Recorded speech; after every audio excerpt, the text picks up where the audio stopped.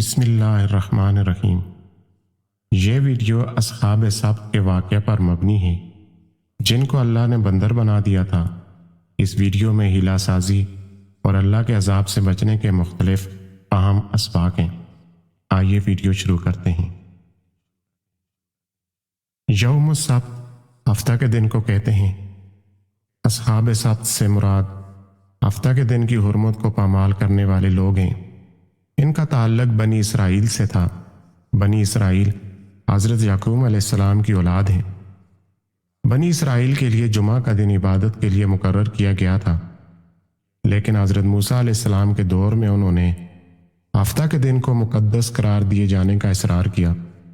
حضرت موسیٰ علیہ السلام نے ان کو بہت سمجھایا کہ وہ اپنے غلط اصرار سے باز آ جائیں، لیکن جب ان کا یہ اصرار حد سے بڑھ گیا تو بالآخر ہفتہ کا دن خصوصی طور پر ان کی عبادت کے لیے مقرر کر دیا گیا۔ یہ دن آج بھی یہودیوں کے ہاں مقدس مانا جاتا ہے۔ ہفتہ کا دن چونکہ صرف اللہ کی عبادت کے لیے مخصوص تھا، لہٰذا اس روز بنی اسرائیل کو کوئی دنیاوی کام مثلاً ملازمت، کاروبار، خرید و فروخت اور شکار وغیرہ کرنے کی اجازت نہیں تھی۔ لیکن کچھ عرصہ بعد ان کی بستی کے بعض لوگوں نے ہفتہ کے دن کے اس قانون کی خلاف ورزی کی اور اس کی حرمت کو توڑا، جس پر اللہ نے انہیں سزا دی اور سب لوگوں کے لیے نشان عبرت بنا دیا۔ یہ لوگ اصحاب سبت کہلاتے ہیں۔ نیز حضرت داؤد علیہ السلام اور حضرت عیسیٰ علیہ السلام کی زبانی ان لوگوں پر لعنت کی گئی۔ یہ اصحاب سبت بحیرہ احمر کی مشرقی خلیج کے کنارے مدین اور طور پہاڑ کے درمیان ایک بستی ایلا میں آباد تھے۔ یہ بستی اسی مقام پر واقع تھی جہاں آج کل اسرائیل کی بندرگاہ ایلات ہے۔ اس کے قریب ہی اردن کی مشہور بندرگاہ عقابہ واقع ہے۔ موجودہ جغرافیہ میں اس مقام کو عقابہ کے نام سے جانا جاتا ہے۔ بنی اسرائیل کے زمانے عروج میں یہ بڑا اہم تجارتی مرکز تھا۔ اس بستی کے رہنے والوں کی گزر اوقات مچھلی کے شکار پر ہوتی تھی۔ یہ لوگ 6 دن مچھلیاں پکڑتے اور ہفتہ کے دن اللہ کی عبادت کرتے۔ ان کی بار بار کی نافرمانیوں کی وجہ سے اللہ نے انہیں آزمایا۔ چنانچہ ہفتہ کے دن مچھلیاں بڑی کثرت سے دریا کے کنارے کے پاس آتیں اور پانی کی سطح پر چھلانگیں لگاتیں اور اچھل کود کرتیں، لیکن باقی 6 دن مچھلیاں ساحل سے دور گہرے پانی میں چلی جاتیں اور وہ انہیں پکڑ نہیں پاتے تھے، کیونکہ اس زمانے میں ابھی ایسے جہاز اور آلات وغیرہ ایجاد نہیں ہوئے تھے کہ وہ لوگ گہرے پانی میں جا کر مچھلی کا شکار کر سکتے۔ اللہ کی طرف سے یہ ان کا امتحان تھا کہ وہ اللہ کی فرما برداری کرتے ہیں یا اللہ کی نافرمانی کرنے کے لیے تیار ہو جاتے ہیں۔ کچھ عرصہ تو وہ برداشت کرتے رہے، لیکن پھر انہوں نے ہفتہ کے روز ساحل کے کنارے بڑے بڑے گڑھے کھودنے شروع کر دیے، پھر نالیاں کھود کر ان گڑھوں کو سمندر سے ملا دیا۔ اس طرح سمندر کا پانی ان گڑھوں میں بھر جاتا اور پانی کے ساتھ مچھلیاں بھی ان گڑھوں میں آ جاتی، اور پھر وہ لوگ ان مچھلیوں کی واپسی کا راستہ بند کر دیتے۔ پھر اگلے روز اتوار کو جا کر ان مچھلیوں کو آسانی سے پکڑ لیتے اور کہتے کہ ہم ہفتہ کے روز تو مچھلیوں کو ہاتھ تک نہیں لگاتے۔ اس طرح انہوں نے شریعت کے حکم کا مذاق اڑاتے ہوئے اس کے ساتھ یہ ہیلا تیار کیا کہ اس حکم کی اصل روح کو بگاڑ دیا۔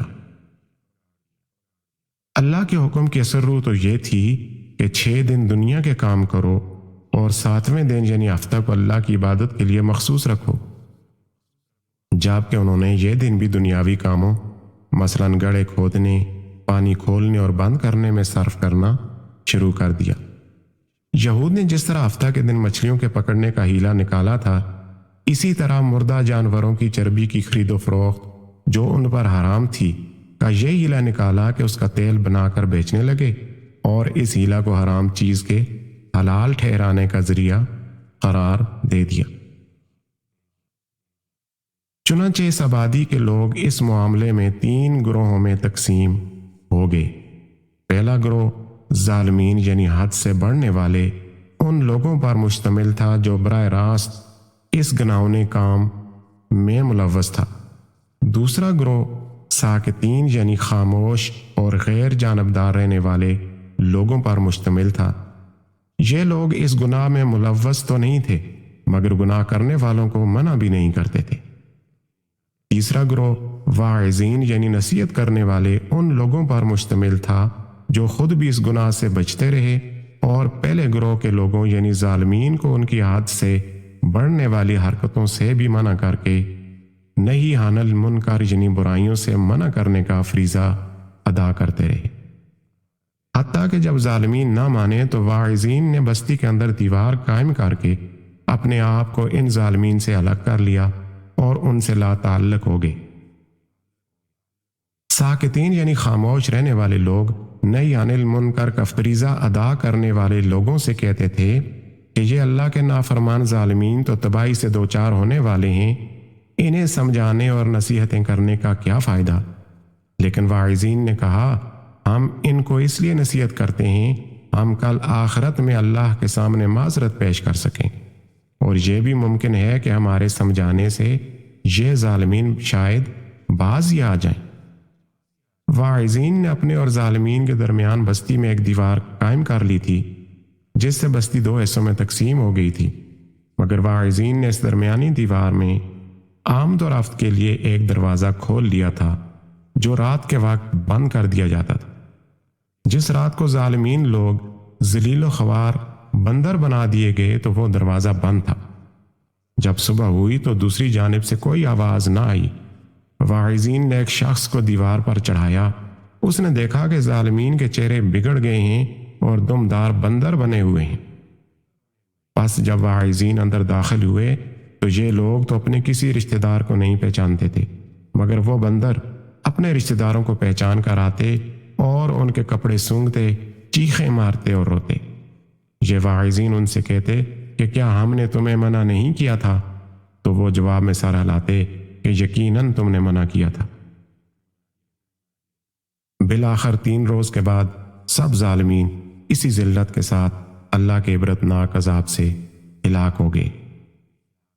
اللہ نے واعظین کو عذاب سے بچا لیا، البتہ ساکتین یعنی وہ لوگ جو خود تو نافرمانی سے بچتے تھے لیکن ہیلا کرنے والے ظالمین کو منع نہیں کرتے تھے، ان کے بارے میں قرآن حکیم خاموش ہے۔ بعض مفسرین کی رائے یہ ہے کہ ساکتین میں سے جو ہاتھ اور زبان سے ظالمین کو روکنے کی طاقت نہیں رکھتے تھے مگر دل میں ان کے طرز عمل کو برا جانتے تھے وہ بچا لیے گئے، جبکہ دیگر مفسرین کی رائے یہ ہے کہ استطاعت رکھنے کے باوجود ظالمین کو نہ روکنے والے ساکتین کو بھی عذاب دیا گیا۔ مدینہ منورہ میں یہود کے 3 قبائل آباد تھے، ان کی عبرت کے لیے اصحاب سبت کا واقعہ بیان کیا گیا کہ کہیں یہ بھی اللہ کی نافرمانیوں پر اصحاب سبت جیسے انجام سے دوچار نہ ہو جائیں۔ دوسرا انہیں یہ بھی بتانا تھا کہ اس واقعہ کا علم نبی کریم صلی اللہ علیہ وسلم کو بھی ہے، جو آپ صلی اللہ علیہ وسلم کی صداقت کی دلیل ہے۔ یہ بھی حقیقت ہے کہ مدینہ کے یہودی جو نبی کریم صلی اللہ علیہ وسلم کی مخالفت کا کوئی موقع ہاتھ سے جانے نہ دیتے تھے، انہوں نے قرآن حکیم کے اس بیان پر قطعاً کوئی اعتراض نہیں کیا۔ اس قصہ سے ہمیں معلوم ہوا کہ امر بالمعروف کی طرح نہی عن المنکر بھی ایک اہم فریضہ ہے، اور یہ فریضہ ادا کرنے والے اللہ کے عذاب سے بچے رہتے ہیں، جبکہ اللہ کے نافرمانوں اور ظالموں کو اللہ کے عذاب سے ڈرتے رہنا چاہیے۔ ہیلا سازی اللہ کے نزدیک قابل قبول نہیں ہے، اس لیے ہمیں اللہ کی نافرمانی اور اس کے احکامات کے حوالے سے غیر شرعی ہیلا سازی سے بچتے رہنا چاہیے۔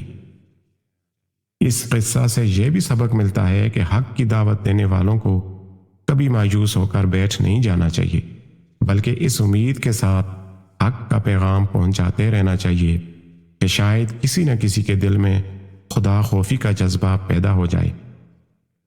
جیسا کہ ایک حدیث مبارک میں نبی کریم صلی اللہ علیہ وسلم نے حضرت ابو رافع رضی اللہ تعالیٰ عنہ سے فرمایا، اگر اللہ تمہارے ذریعے ایک شخص کو بھی ہدایت عطا فرمائے تو یہ تمہارے لیے ساری کائنات سے بہتر ہے۔